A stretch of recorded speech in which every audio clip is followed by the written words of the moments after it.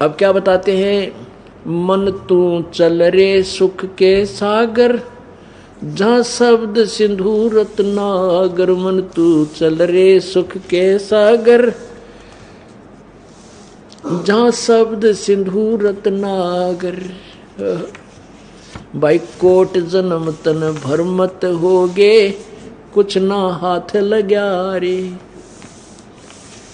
पुण्यात्माओं, ये एक ऐसे कुछ चुने हुए परमात्मा के ये अमरवाणी शब्द हैं जो हर प्रकार का ज्ञान आपको देंगे।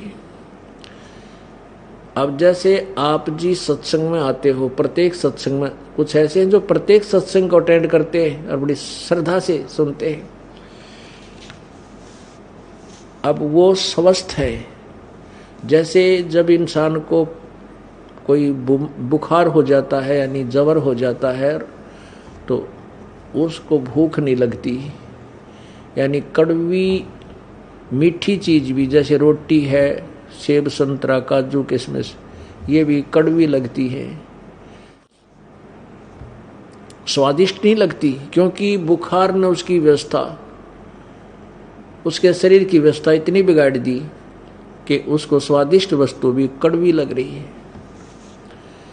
तो पुण्यात्माओं, जब कड़वी गोलियां खानी पड़ती हैं, कड़वी टैबलेट खानी पड़ती हैं उस रोग को समाप्त करने के लिए, और ना चाहते हुए भी खानी पड़ती हैं, वो फांके मारने पड़े कुनीन की गोलियों के, और जब वो बुखार उतर जाएगा, जबर उतर जाएगा, समाप्त हो जाएगा, फिर वही रोटी जो कड़वी लगे थी स्वादिष्ट लगेंगी।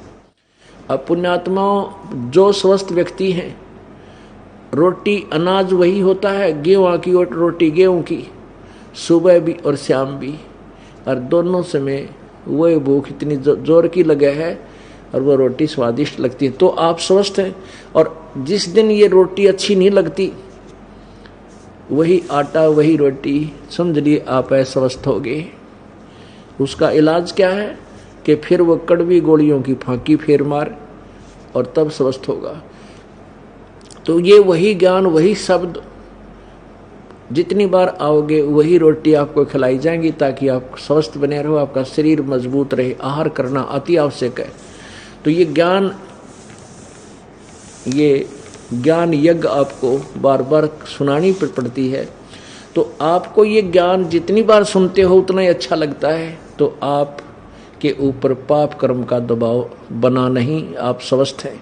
बहुत अच्छी भक्ति आपकी चल रही है। और जिस दिन आपके मन में न्यू आ जाए गुरु जी वही बात बताओगे क्या कराएंगे सत्संग में जाके, तो समझ लो आपके ऊपर फिर पाप कर्म का कोई दबाव फिर आ गया, आपकी आत्मा अस्वस्थ होगी।